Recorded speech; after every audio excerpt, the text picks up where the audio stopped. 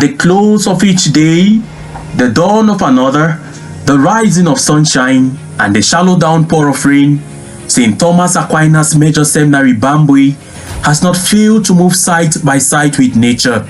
And so it is without doubt another week, another story to write home, and also another moment to remember in Stams Bambwe as we bring to you updates from the home of saints and scholars.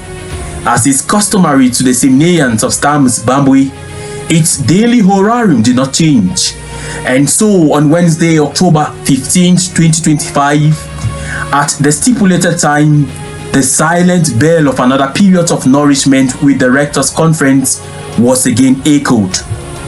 With the seminarians all assembled at the seminary aula, today's conference took another dimension as it started off with solemn exhortations and caution with recent happenings in the ecclesiastical circle, and then the talk of the day. With regards to the recent happenings, the Rector Father Charles Berignon Senka called the attention of the seminarians to a bishop who recently resigned, a diocese that undergoes sanction from the Holy See with the closing down of its seminary, and lastly, the recent desecration of the altar of confession in St. Peter's Basilica in Rome.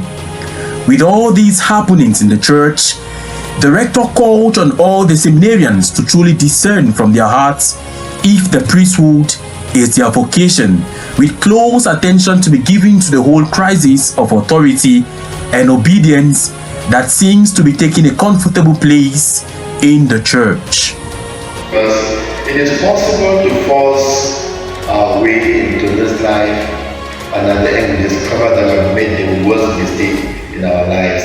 And when we come out at that time, it is very difficult to fit in the society. But it will leave us seminarians somehow, well, they will still talk, but the talking will not be as heavy as could have been if we left after ordination. Let us ask ourselves over and over, is the priesthood my vocation? Am I really called to be a priest? And if I'm called to be a priest, what kind of priest am I called upon to be? And when we share these things, even though they have become public, they have become official, published by Rome, it still calls for sorrow, it calls for sadness, because it could be you, it could be me, but for the grace of God. And no one knows the future. Over to the business of the day, the rector themed his reflection on approaching the sacred. Take off your shoes, drawing inspiration from the call of Moses as found in Exodus chapter 2, verse 11 and 3 to 22. As Moses is called to a sacred duty towards God's people, so too the priest is called to offer sacred sacrifices on behalf of the people before God. He also highlighted that though we may not have been the best of qualities that the world wants to see, we must be convinced that Christ has chosen and called us for a sacred mission. A mission that, like Moses, who was called to liberate the Israelites from bondage in Egypt, so too the priest is called in a sacred manner to liberate God's people from the bondage of sin to salvation. Approaching the sacred, take off your shoes. Approaching the sacred, take off your shoes. Approaching the sacred, take off your shoes. I would like us to begin today a series of conferences constituting a reflection on the priesthood as an approach towards that which is sacred.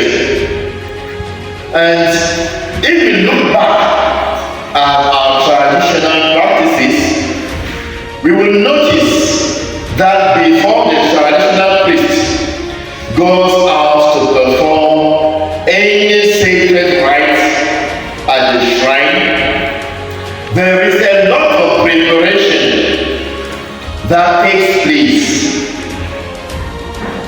including in some cases some sort of continence, abstinence. Moreover, the dressing,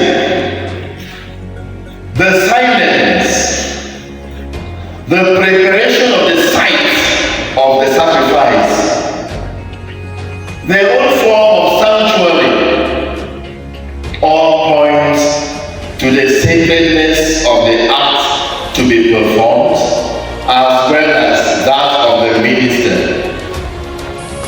In conclusion, he also emphasized that the priest carries daily a sacred treasure, where from the sanctuary he leads the people to God and in turn bring back to the people God's blessings.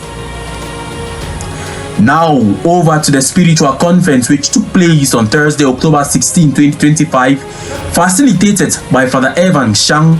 He focused his reflection on the fifth commandment, "Thou shalt not kill," which stresses the dignity of human life. Drawing from the Catechism of the Catholic Church, he highlighted 6 points which summarizes the fifth commandment in general, involving the sacredness of life, the prohibition of murder, legitimate defense, promotion of peace, respect for health and dignity, and lastly, care for all creation.